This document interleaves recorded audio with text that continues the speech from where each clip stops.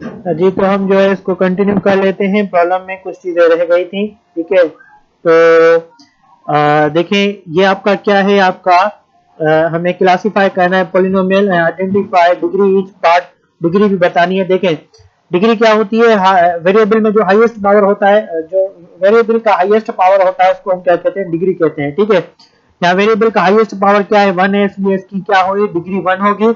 और ये क्या कहलाएगा, ये आपका लीनियर पॉलिनोमियल कहलाएगा, ठीक है।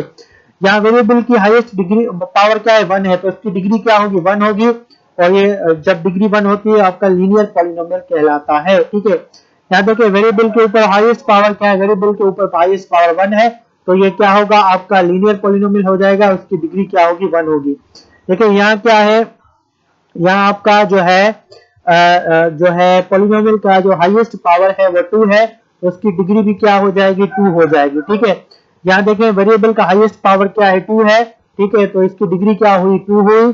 तो ये आपका क्वाड्रेटिक पॉलिनोमियल हुआ, ये भी आपका क्वाड्रेटिक पॉलिनोमियल हुआ, ठीक है। यहाँ वेरिएबल के ऊपर हाईएस्ट पावर क्या है, वेरिएबल के ऊपर हाईएस्ट पावर है 2 है, तो ठीक है, वेरिएबल के ऊपर हाईएस्ट पावर 2 है, तो इसकी डिग्री भी 2 होगी। और इसका नाम क्या है, इसका नाम है क्यूबिक पॉलिनोमियल।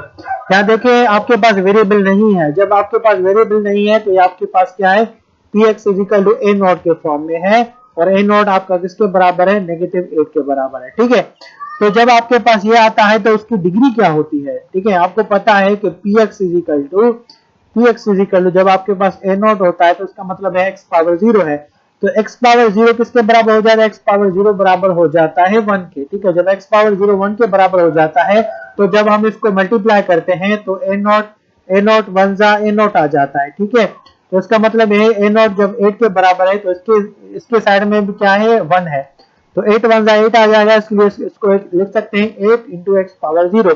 तो इसका मतलब क्या हुआ, ये आपका कांस्टेंट पॉलिनोमियल है जिसके वेरिएबल के ऊपर डिग्री क्या है, 1 है, ठीक है। तो ये आपका कांस्टेंट पॉलिनोमियल है जिसके जिसके वेरिएबल है उसकी जो डिग्री क्या है, उसकी डिग्री है 0, ठीक है। आपका कांस्टेंट पॉलिनोमियल है।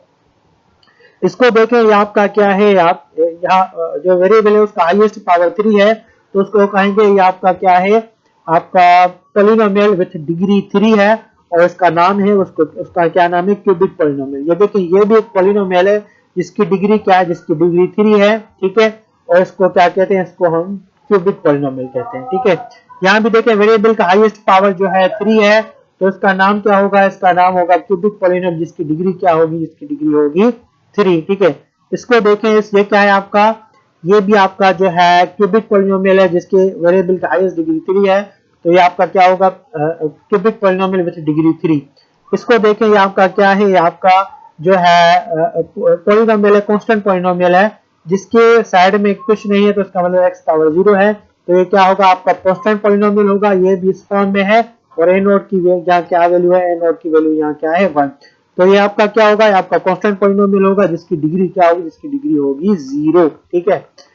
ये इंटरेस्टिंग है, देखें ये px इजिकल टू 0 है, बेसिकली px इजिकल टू 0 है। तो ये क्या है, ये आपका जो है जीरो पॉलिनोमियल, और जीरो पॉलिनोमियल में रिमेंबर द लास्ट लेक्चर मैंने आपको ये डिफाइन किया है कि जीरो पॉलिनोमियल की डिग्री क्या होती है, जीरो पॉलिनोमियल की डिग्री होती है अनडिफाइंड, यानी उसकी कोई भी पार्टिकुलर डिग्री नहीं होती, ठीक है।